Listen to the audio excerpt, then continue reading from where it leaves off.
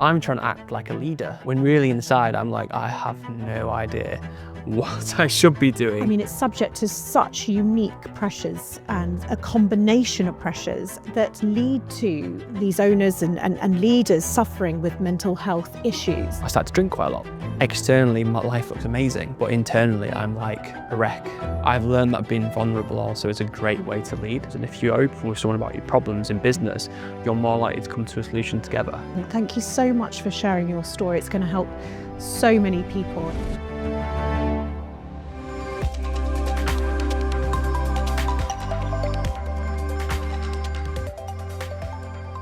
Hello and welcome to the latest episode of the Bupa Small Business Academy, where today we'll be discussing the importance of building resilience as a leader in order to keep your small business thriving.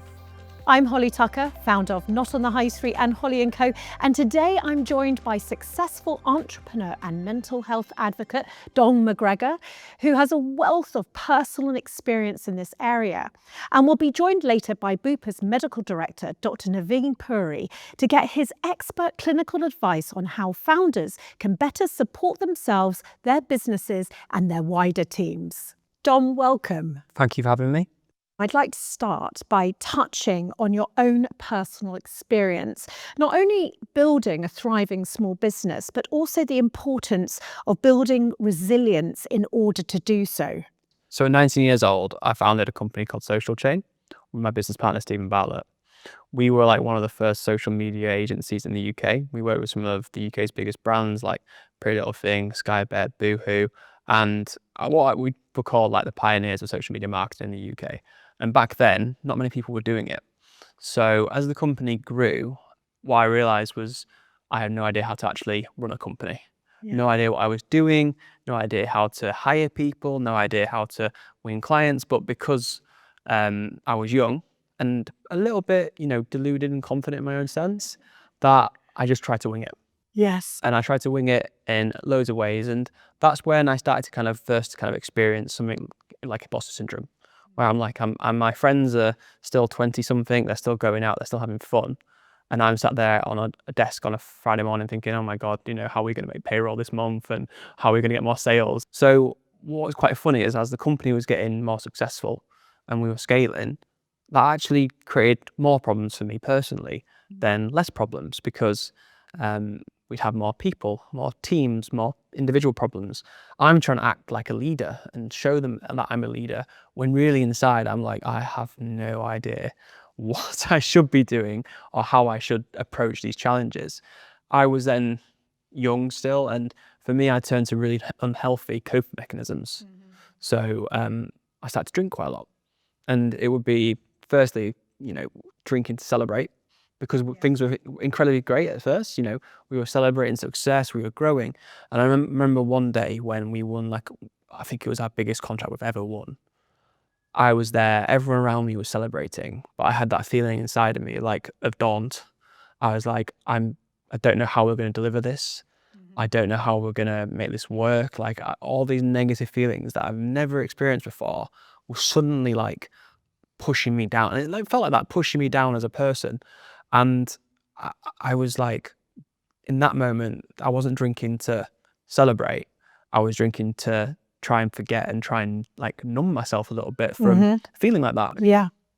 What that led to was me starting to really isolate myself. So one thing I thought as a leader was that you can't have this relationship with a team, and you can't be seen to be best friends with them. And because I'm working all the time, the only people I know in my life at the time were the people in the business. So actually I removed myself away from everyone. So I've got this perfect storm now where I'm isolating myself from people because all I was doing was working. I had no personal life. So I stopped my hobbies like playing football, just spending time with friends and family, and was all in on work. And then the other side of it was I was drinking to cope and navigate. Mm-hmm. I slept-walked into a real problem because I'm saying all this in hindsight, but at the time I didn't realize that I had a drinking problem. So it was probably about a year period of my life where, on one hand, externally, people looking at me, they're like, these guys have got an incredibly great business. Mm-hmm. We're starting to win awards. We started to get recognized in the press.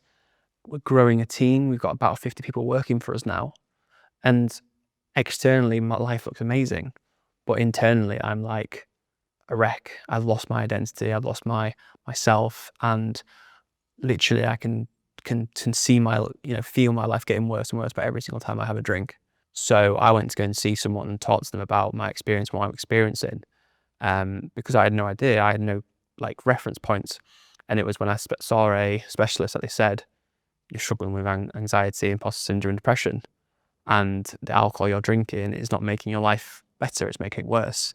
So the only way you can solve the problems in your life, in your business, is by giving yourself the best opportunity you could by stopping drinking. Thank you for being so honest. I mean, I rarely sit with anyone who is brave enough to just share that type of story. And I'm sure that, everyone watching this has had those moments, and a lot of business owners understand exactly what we're talking about here. It is high pressure. Yep. You've got to be, fake it till you make it. We do not have the answers. You have to lead from a position of not knowing.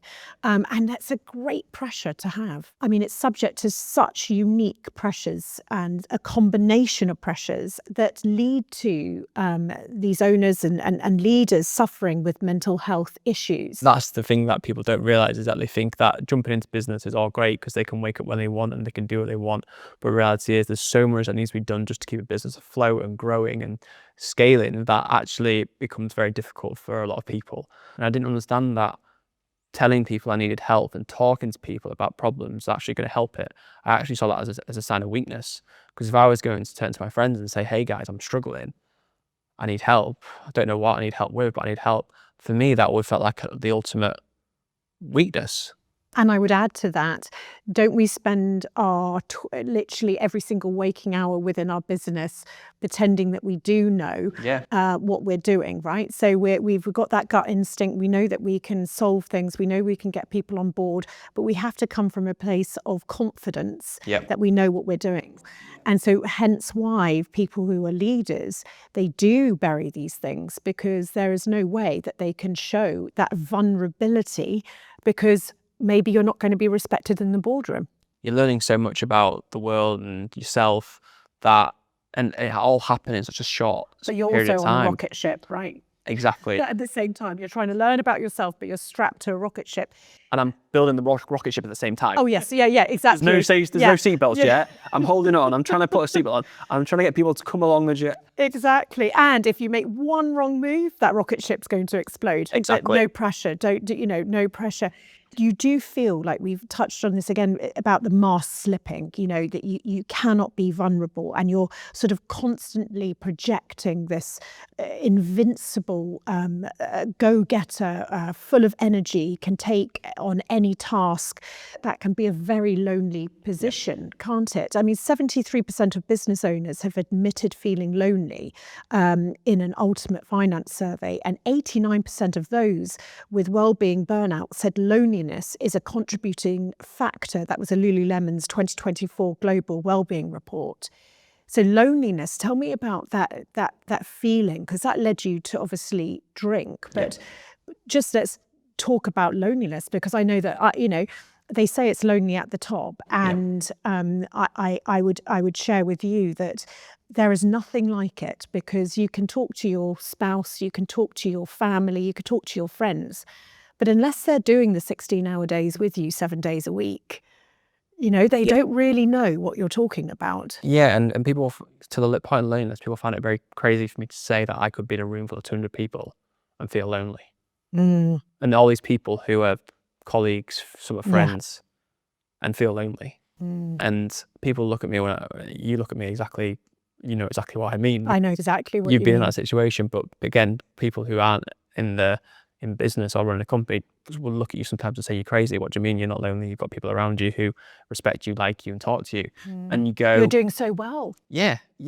And when I exited the company, I understood it a bit more, because I remember looking at my messages and thinking, the top 20 people who have spoken to me are all from the business. And they need me because I'm in charge, I'm the leader. Then the next day, I got all the nice messages from people. 2 weeks later, the messages stopped. Because they don't need you anymore. Yeah.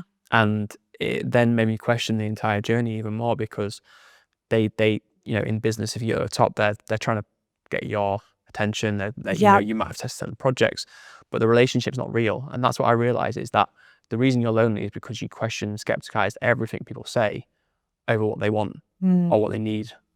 So you don't really have any real relationships in the professional world. It was impossible for me to be alone with my thoughts, because my thoughts would take me to horrible places, and I actually, outside of business, it would take me to a point of like suicidal ideation, because I was like, I want this voice to stop, and the only way I can get this voice stopping at the moment is drinking, and that's not sustainable. So like, how do I get this to stop? So the loneliness for me, it's about feeling emotionally isolated and not being able to talk about not feeling you can talk to anyone about what you're feeling. And I think that for me was the biggest problem of loneliness. And also, when you think about what you were doing, it's a negative coping mechanism.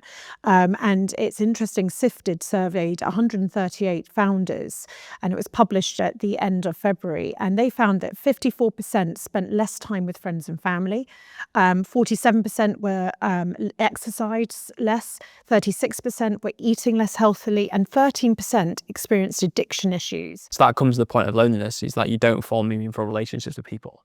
And your like bed of individuals who are around you, they're the people that you draw strength from, and if you're not around them, you're isolated again. So yeah, I completely agree with all that, and I think it's very true. And then you're like, oh my god, there's no one here, the book stops with me, there's no one here else to solve these problems, I have to solve them myself. And yet you've got this mask going on where you actually can't tell anyone that that's what's going on in your mind. I think also there is the pressure of the fact that you are a one-man, one-woman band at lots of points in time. You might have a micro team. Suddenly you're head of HR. You're also looking after the P&L. You don't really know how to use Excel very well. You're looking after, all the advertising. You've got all the third parties that you're responding to, trying to keep up appearances. You're trying to buy or win new clients. You're trying to retain others. The skill set is so enormous that suddenly you've meant to have swallowed the encyclopedia of business, and actually that's not what you sort of got into it for either. And so I think those pressures there again accumulate, and layer on top of that the roller coaster, so that you've got this sort of imposter syndrome going on, and you're getting onto a roller coaster every single day. And the roller coaster, you can't get off it. It's 16 hours a day, 7 days a week, 365 days a year. What is a weekend? And so actually the stomach you've got to create, or the muscle you've got to build just to operate in a daily basis, I think again is very interesting to how maybe it's been perceived to be a business owner. I'm interested to know, we're both returning entrepreneurs in our second businesses. What do you do now in your new business that's different? What's your positive takes now on pressure? Yeah, and it's a good question. I think obviously taking the learnings from last time and being able to apply, like, I guess, healthier ways of working. So now, like, second time at Fearless Adventures, it's built in a much more sustainable way. So when you're in the hot seat, what it's like. That business was a rocket ship. The first one was like a rocket ship, and at some point I had to make it land. What we tried to build with Fearless was a bit more of a model which is more sustainable. So I kind of looked at it and thought, can I have a more sustainable way of working? And so from my perspective, what I wanted to make sure was that actually the model can scale and can help me scale, but also surround myself with people who complement me. I'm thankful that 20-year-old Dom, he didn't know himself. And going through what I've gone through, I know myself now. And I am fortunate enough to be able to surround myself with people who complement my skill set and help me therefore share the kind of burden of running a company. And what I actually do now is share more of my problems with them, because around leadership, coming back to what I was like as a 20-year-old guy, I thought strength was in silence and being able to cope. I've learned that being vulnerable also is a great way to lead, because people look at you in a way, they go, actually, they're sharing their problems, so I can share my problems. And if you're open with someone about your problems in business, you're more likely to come to a solution together. Absolutely. So the biggest change I think I've made is like increasing my vulnerability rather than decreasing it. And therefore, actually, people help me more. And therefore, the business is better because of it. God, this has been absolutely fascinating. Thank you so much for sharing your story. It's going to help so many people, and it's really given me food for thought as well. So thank you. No problem.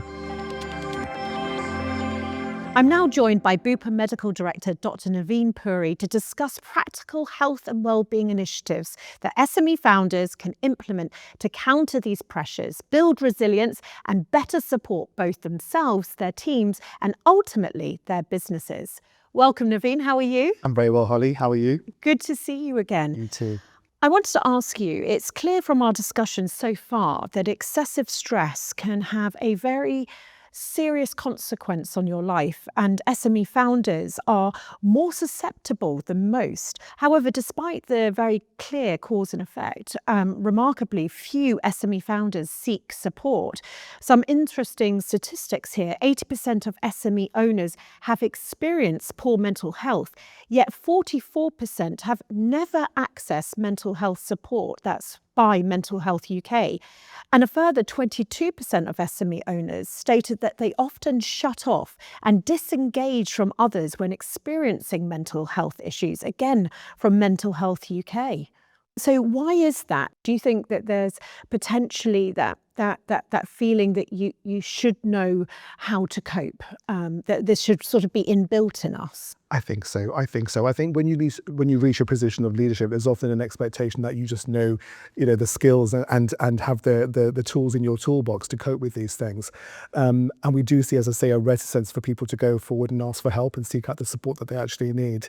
There's also perhaps a fear that exposing their weaknesses or vulnerabilities may be seen as a sign that they're not an effective leader, and they worry about the positions that they hold. I think sometimes SME leaders also want to set an example to the workforce, and incorrectly, the perception is that being vulnerable means that they will perhaps expose a weakness to people that may be in a position to judge them or cast doubt on their ability to lead, which isn't really the case, because actually the studies show if you are vulnerable, actually you give other people permission to be vulnerable too, and you really kind of generate a much more positive and open culture within your organisations. What would you say to someone listening to this who can relate to everything being discussed, but feels that they don't have either the time, I like this, yes, the time or resources to seek help?